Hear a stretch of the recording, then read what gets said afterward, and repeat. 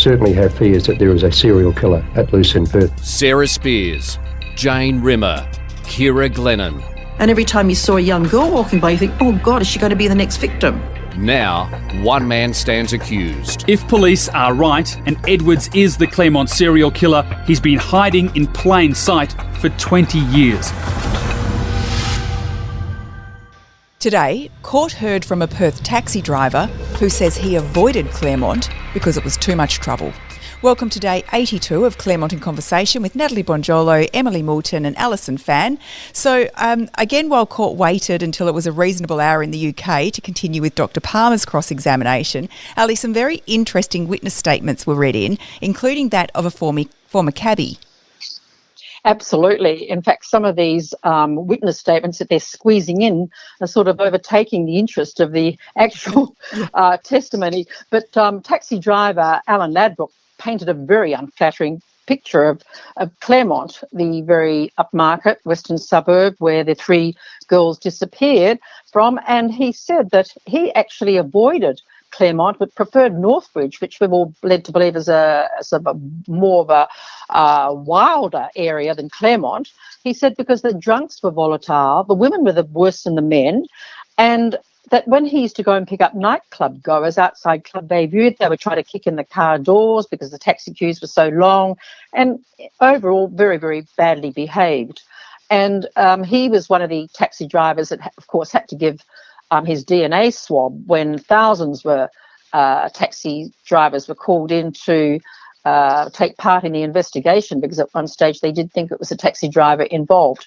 He said he couldn't remember whether he worked on the night that Jane Rimmer disappeared, but most of his work at weekends were hail jobs. And he was just one of the witnesses that was squeezed in today as we were waiting to connect with the UK professor. I mean, I guess it does paint a picture of just how busy it was in Claremont in those days. And now this particular cabbie, he's one of the taxi drivers who drove a cab number that was mentioned in last night's podcast. Yeah, he was the driver of cab 409. I think initially in his first statement he couldn't remember, but then it was obviously pointed out, and there was two numbers in last night's evidence that they pointed out that they were working in the area, but between, I think, from 8 o'clock in the evening on June 8 and 11 a.m, I think, June 9, they were the only two sort of dispatch jobs that he had. But then in his subsequent statement, he said that he, most of the time on the weekends, got most of his work through hail jobs. So, but he just couldn't account for sort of where he was. He couldn't remember who he picked up and throughout that evening anyway. So, but yeah, like there was quite a few. And I think back then there was that's pretty much how most of those cabbies got their jobs. They would just wait at the taxi ranks, wait for people to come out. And that's why he sort of said that, the queues outside Club Bayview, like the patrons coming out would get sort of a bit aggressive because there was such a long queue for taxis in that area. Yeah. And was it any clearer why these particular cab numbers were singled out? Was it because he simply drove a Holden Commodore station wagon? Do you know? I mean, the thing was that taxi drivers were under suspicion anyway, because everybody was trying to figure out what sort of a car would a young girl get into without hesitating, and everybody said a taxi. So they did come under a lot of flack. And I guess with his taxi number coming up maybe a couple of times, because they would have gone to the same area knowing that picking up passengers always waiting in queues, even though he was a reluctant driver to go down there, he knew he was guaranteed to get a fare. And he said he could earn up to, $300 a night. So even though he wasn't mad about the actual nightclub patrons there, he could earn up to $300 a night. So which is a lot of money back in the 1990s. You also heard from a former colleague of Bradley Edwards, and he turned out to be a key player in the fibre evidence. Yeah, so I think it was Andrea Biondo. He said he basically worked with Bradley Edwards back in 1990 at the Leederville depot. And he said he only worked with him about 6 months, and then he went off and took extended leave and moved to Northern Vietnam, and then went to work for Telstra in Victoria. In his statement, he said that in 2017, WA Police contacted him because they knew he had worked with Mr. Edwards and had asked him about him. But he said, he only worked with him sort of for that 6-month period, and then also asked him if he had any uniforms.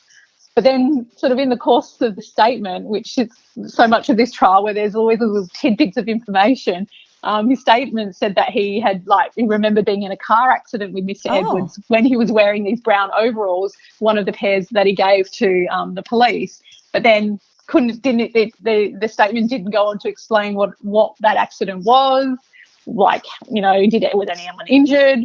But all he said that he was just wearing those brown overalls when the accident happened, and that he also gave a blue pair of overalls to police. But as we know, that the overalls weren't the uniforms that were said to be the critical fibres were said to match. They were actually the Telstra blue pants and shorts that they were said to match. But yeah, it was just another one of those things where someone said some tiny little bit of information, but then it just doesn't go anywhere. Yes, yeah. And you also heard from another very interesting witness who was a cold case detective, and now he had this bizarre job of finding out about the TV show, The X-Files. Yeah. We all sort of when they first said that he was Detective Senior Constable Robert Lindsay from the cold case squad, and he basically was tasked with corroborating the evidence of Mr. Edwards' former housemate and the man who ended up having the affair with his first wife. And basically his statement was that he was asked to check the exact time the TV program, The X-Files, aired on Channel 10 back in the mid-1990s. And as if listeners remember, back when this man gave his evidence, that he said that sort of the relationship between himself and Mr. Edwards' first wife sort of began because they began watching The X-Files together, and then sort of, then their relationship ended up becoming sexual. So this detective went to the State Library and went through newspaper clippings and found copies of the West Australian's TV Guide and confirmed that, yes, indeed, The X-Files aired at 8:30 p.m. every Wednesday evening back then. But it also, it also makes you realise how long this trial's been going, because when he talked about that, it just seemed like 100 years ago we heard that evidence, didn't it? All my notebooks are still locked up in lockdown at the courts, and I could just vaguely remember over that. And, of course, he talked about the fireworks. Yeah, so he was also asked to then go search for when fireworks are held in the Rockingham area. And if listeners remember, when the first wife gave evidence, and also like the state's case is that, around the time Sarah Spears went missing was around Australia Day fireworks. And so the first wife had said that after she moved out of the marital home, she went and stayed with her parents, and that Miss Edwards had come down to see her and she'd asked her to go see the fireworks. So then when she gave her evidence, she couldn't remember when these fireworks were. So one of the tasks Detective Senior Constable Lindsay was asked to do was to find out when fireworks were held in the Rockingham area. And he basically checked both local papers, the Sound Telegraph and the Weekend Courier, and found there were 2 firework events held during the time period between July 95 and June 96. And one was held in November 1995, and then another one was on New Year's Eve, but neither sort of corresponding with the time period that Mr. Edwards' first wife had said he'd come down to see her and asked her to go see the fireworks. Although we had heard from a previous police officer who had found out that there had been Australia Day fireworks in Mandurah, which is just around the corner. Yes, right. Yeah. Yes, and that was the time. That was the crucial date, of course, Australia Day. Yeah. The 26th, the usual fireworks. In fact, there's fireworks all over Western Australia on that day, apart from the main ones.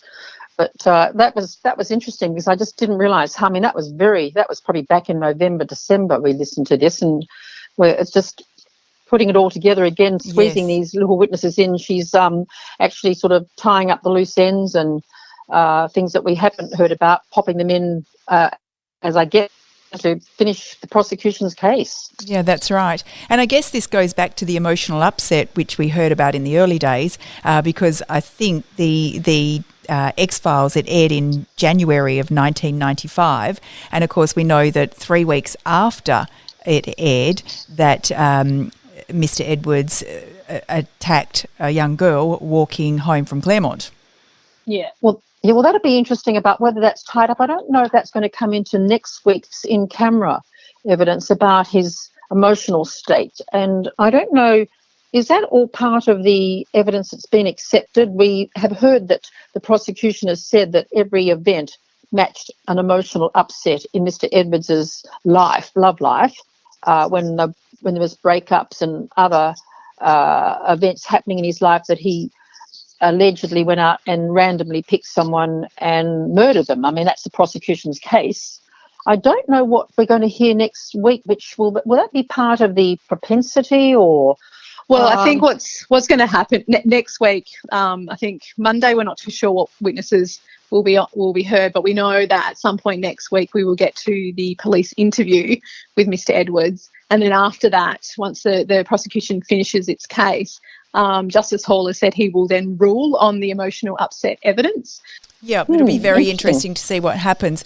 So then this afternoon, 4 p.m. Perth time, 9 a.m. UK time, Dr. Palmer continued giving his evidence. Now, Mr. Jovich asked about whether the fibres in a deceased person's hair would have been there for a long time or not.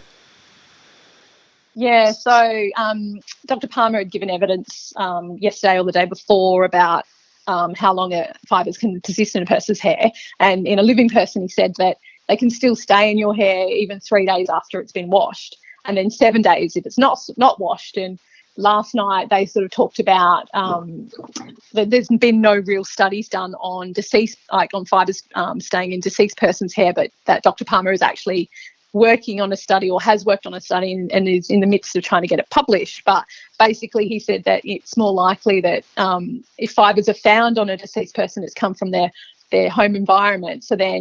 And then when you exclude those, then it's actually the most recent place they had been. But then one of the things that Mr. Jovich was trying to sort of, I guess, press Dr. Palmer on was whether or not you could say that the fibres that were in the deceased person's hair, whether they actually got there in the hours before their death, because obviously depending on what their movements were, they could have been anywhere between 12 hours or 24 hours. So he was sort of saying that, can you say for certain that the fibres found in their hair got there just before they died? And of course, then, Dr. Palmer said it depends on the circumstances, but then, basically... He agreed no, yeah. He agreed no, like he couldn't put it down to a particular time frame. Yeah, so very difficult to actually narrow it down, which is, that's fibres. It's not as cut and dry as, for instance, some of the DNA evidence that we've already heard. He also asked Dr. Palmer about the fibres in a car and a car that's had multiple owners, such as Mr. Edwards' car. It's interesting because I found his answers sort of a bit academic in a way. To use his words neutral, he's used the word strong, as you've already heard, relating to Jane being in the car, and very strong relating to Kira being in the car. And of course, Paul Jovich today, as a defence lawyer, wanted to push and press that some of the fibres could have come from the hotel that both women had been to. That's the Hotel Continental, where there was fibre transfer. He didn't give a definitive yes or no. He would use the words neutral, or we can't place too much significance on that, because he did agree that the only thing was that, yes, Jane was at the Continental, but there was 9 months between when Jane was at the Continental in June 1996 and when Kira was there in March 1997. He said that would have to be a considerable influence on the fibre contact. And also the fact, as we heard earlier, that they were from the car that Mr. Edwards drove. But what I found interesting was that the examination, the final questions, came from the judge himself. Justice Hall wanted to know, and he wanted to clarify that when he asked Dr. Palmer about his evidence that the combination of fibres found on both women, how it led to his conclusion that they had come from the Holden VS Commodore that was driven by Mr. Edwards when he worked for Telstra in the hours before their deaths. And he questioned again, he said, because didn't the interiors from both the Commodore match that from a fleet of other Commodores were also driven by Telstra workers. And I don't know, did you get a definitive reply to that? It just sort of... Yeah, so I guess because Justice Hall was trying to sort of ask, because in Dr. Palmer's conclusions, he basically said that he was asked, whether or not he was asked to look at the reports in the context of were they in this particular car, the Holden VS Commodore that Mr. Edwards drove while he worked for Telstra. And one of the things that we've sort of heard when Reece Powell was on the stand from the Chem Centre is that they tested a whole heap of other Holden VS Commodores, and they basically said that between I think for that model, I think it was 95 to 96, possibly 97, that they all had this particular interior trim which was called 25i, which meant the colours were all like they had this, like basically all those models, for that sort of year range, those year ranges, had that carpet, had the same seat fabric and all that sort of stuff. So what Justice Hall was getting at today, he was going, well, how can you say it came from this particular car when there were other Holdens that matched, that had the same fibres? So therefore his point was, well, then it goes to reason to say that Telstra also had a fleet of other Holden VS Commodores, and that other Telstra employees also used those Commodores. So, and Dr. Palmer kind of said, well, he understood that a lot of effort had gone in to establishing that the victims weren't in any Holdens. That's right, yes. Prior to their death. And Justice Hall was like, yes, like he was aware of that, but he was saying, he was sort of making the point, well, how can you conclude? He goes, shouldn't you be rephrasing your conclusion to say that it could be consistent that they had been in a Holden VS Commodore that was habitually used by a Telstra employee rather than this particular Holden VS Commodore? And I think that was the point that he sort of hammered home at the end. Did Dr. Palmer said it? Yes, he'd only been asked about this particular car. Yeah, but he did concede. He did concede. That it was possible to say that the combination of fibres found on both women, which was, the fibres from the car and fibres from the Telstra uniforms, you could say that it came, because they were found on both women, that it could come from a car that had been driven by a Telstra employee. Yep. Yes. Yeah. And Emily, I also found very interesting the line of questioning about the blue fibres found on the shorts of the Karrakatta rape victim.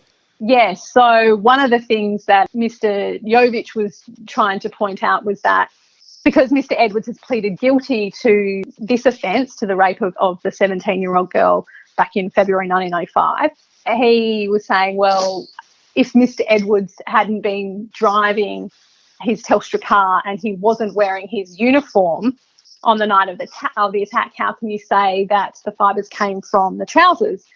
Dr. Palmer he said it like he was basically saying that the fibres could have been transferred to the victim via secondary transfer, so not necessarily meaning direct contact from the clothing that he was wearing, not direct contact from the Telstra uniform if he was wearing it, but perhaps he was wearing other clothing that had that may have had a fibre that belonged to the Telstra clothes, or that it was by being in the car. But then Mr. Jovich was trying to say, well, she had been out she'd been out in the city with her friends, and she'd been out at Club Bayview, and she was in Claremont. So he was saying that perhaps the source could come from any number of sources. And Dr. Palmer was saying, well, while it's possible, he basically said that this was extremely unlikely, to the point that it begs credibility.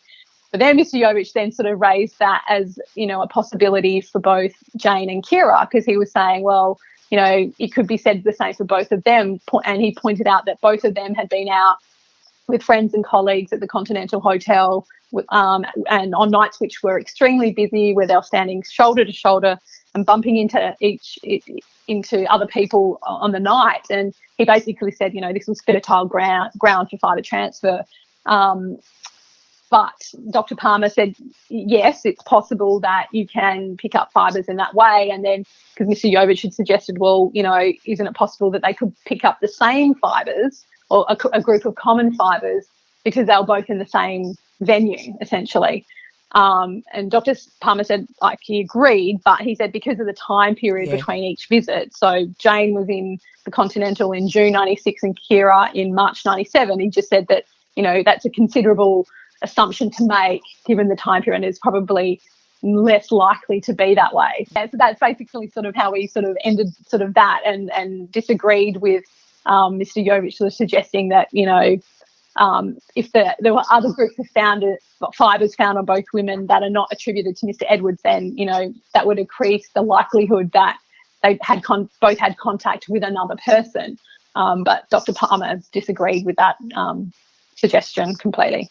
Yeah, I found Dr. Palmer to be a very interesting witness, and so that now completes the state's fibre evidence. And as mentioned, next week we'll be back when Mr. Edwards, that police interview will be played in the court, and Tim told us last night that although it's a 6-hour interview, it probably will only be 4.5 hours or so because they've had to take out some of the material. And also prosecution are expected maybe to wrap up their case by Thursday. So that's very interesting that we really are getting towards the pointy end there. Yeah, but the police interview probably, we don't know for certain, but probably the only chance we'll get to hear from Mr. Edwards. So that's going to be very interesting, I think. All right, well, thank you both very much for this week and the very late nights. That wraps up week 20. Have a good weekend, everyone. You can contact us at claremontpodcast@wanews.com.au. We'll catch you Monday for day 83 of Claremont in Conversation. This podcast is hosted by Natalie Bonjolo, produced by Kate Ryan, and recorded in the studios of 7 West Media. Sign up for daily emails and all the latest on the Claremont trial at thewest.com.au. And if local news delivered differently appeals to you, tune into WA's newest morning show, The West Live with Jenna Clark. It's talkback radio, but without the interruptions. Listen live weekdays from 8:45 a.m. on thewest.com.au or catch up with the podcast.